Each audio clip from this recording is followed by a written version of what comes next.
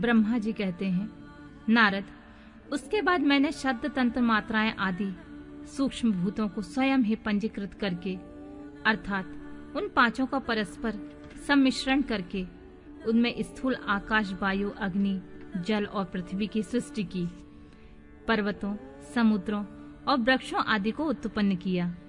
कला से लेकर युग पर्यंत जो काल विधान है उसकी रचना की। मुने, उत्पत्ति और विनाश वाले और बहुत से पदार्थों का मैंने निर्माण किया, परंतु इसमें मुझे संतोष नहीं हुआ।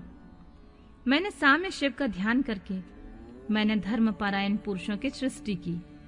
अपने दोनों नेत्रों से मरीचिकों को, हृदय को मृग को, सिर से अंगिरा को, व्यान वायु से मुनिश्रेष्ठ पुलह को, उदान वायु से पुलस्त्य को, समान वायु से वशिष्ठ को, अपान से कृतु को, दोनों कानों से आत्रि को, प्राणों से दक्ष को, गोद से तुमको, छाया से कर्मद मोदी को तथा संकल्प से समस्त साधनों के साधन से धर्म को उत्पन्न किया। मुनिश्रेष्ठ, इस तरह उन उत्तम साधकों की सृष्टि करके महादेव जी की कृपा से मैंने अपने आप को कृतार्थ माना।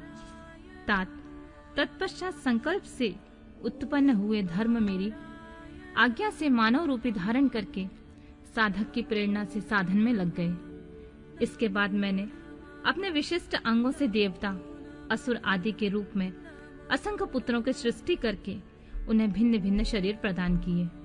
मुने, तदंतर अंतर्यामी भगवान शंकर की प्रेरणा से अपने शरीर को 2 भागों में विभक्त करके मैं दुरूप वाला हो गया। नारद, आधे शरीर में स्त्री हो गया, आधे से पुरुष। उस पुरुष ने स्त्री के गर्भ से सर्व साधन समर्थ उत्तम जोड़ों को उत्पन्न किया।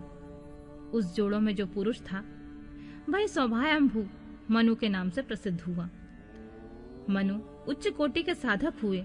जो स्त्री हुई वह सतरूपा कहलाई। वह योगिनी एवं तपस्विनी हुई। मनु ने वैवाहिक विधि से अत्यंत सुंदरी सतरूपा का पारिग्रहण किया और उससे वे मैथुन जाति सृष्टि उत्पन्न करने लगे। उन्होंने शतरूपा से प्रियवत तथा उत्तानपाद नामक 2 पुत्र और 3 कन्याएं उत्पन्न की। कन्याओं के नाम आकृति, देवहूति और प्रसूति। मनु ने आकृति का विवाह प्रजापति रुचि के साथ किया। मंजली पुत्री देवहूति कर्मत को ब्याह दी और उत्तानपाद की सबसे छोटी बहन प्रसूति प्रजापति दक्ष को दे दी। उनकी संतान परंपराओं में समस्त चराचर जगत व्याप्त है। रुचि से आकृति के गर्भ से यज्ञ और दक्षिणा नामक स्त्री पुरुष का जोड़ा उत्पन्न हुआ। यक्ष के दक्षिणा से 12 पुत्र हुए। मुने, कर्मत द्वारा देवहूति के गर्भ से बहुत से पुत्रियां उत्पन्न हुई। दक्ष के प्रसूति से 24 कन्याएं हुई। उनमें से श्रद्धा आदि 13 कन्याओं के विवाह दक्ष ने धर्म के साथ कर दिए। मुनीश्वर, धर्म की उन पत्नियों के नाम सुनो: श्रद्धा, लक्ष्मी, धृति, तुष्टि, पुष्टि, मेघा, क्रिया, बुद्धि, लज्जा, वसु, शांति, सिद्धि और कीर्ति। ये सब 13 हैं। इनमें छोटी जो शेष 11 सुलोचनाएं कन्याएं थीं, उनके नाम इस प्रकार हैं: स्वाति, सती, संबुधि, स्मृति, प्रीति, क्षमा, संतति, अनसूया, ऊर्जा, स्वाहा और स्वधा। भृगु, शिव, मारीच, अंगिरा मुनि, पुलस्त्य, पुलह, मुनिश्रेष्ठ कृतु, अत्रि, वशिष्ठ, अग्नि और पितरों ने क्रमशः इन ख्याति आदि कन्याओं के साथ पारिग्रहण किया। भृगु आदि मुनिश्रेष्ठ साधक हैं। इन संतानों से चराचर प्राणियों सहित सारी त्रिलोकी भरी हुई है। इस प्रकार अंबिकापति महादेव की आज्ञा से अपने पूर्व कर्मों के अनुसार बहुत से प्राणी असंख्य श्रेष्ठ द्विजों के रूप में उत्पन्न हुए। कल्प भेद से दक्ष के 60 कन्याएं बताई गई हैं। उनमें से 10 कन्याओं का विवाह उन्होंने धर्म के साथ किया।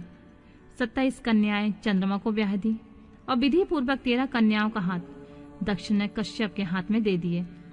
नारद, उन्होंने 4 कन्याएं श्रेष्ठ रूप वाले अरिष्टनेमि को ब्याह दी तथा भृगु, अंगिरा और कुशाग्र को 2-2 कन्याएं अर्पित की।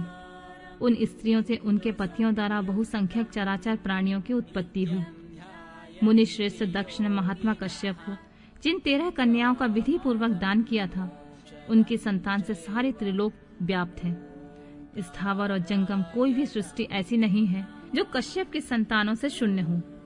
देवता, ऋषि, दैत्य, वृक्ष, पक्षी, पर्वत तथा तृणलता आदि सभी कश्यप पत्नियों से पैदा हुए हैं। इस प्रकार दक्ष कन्याओं की संतान से सारा चराचर जगत व्याप्त है। पाताल से लेकर सत्यलोक पर्यंत समस्त ब्रह्मांड निश्चित ही उनकी संतानों से सदा भरा रहता है, खाली नहीं होता। इस तरह भगवान शंकर की आज्ञा से ब्रह्मा जी ने भली भांति सृष्टि की।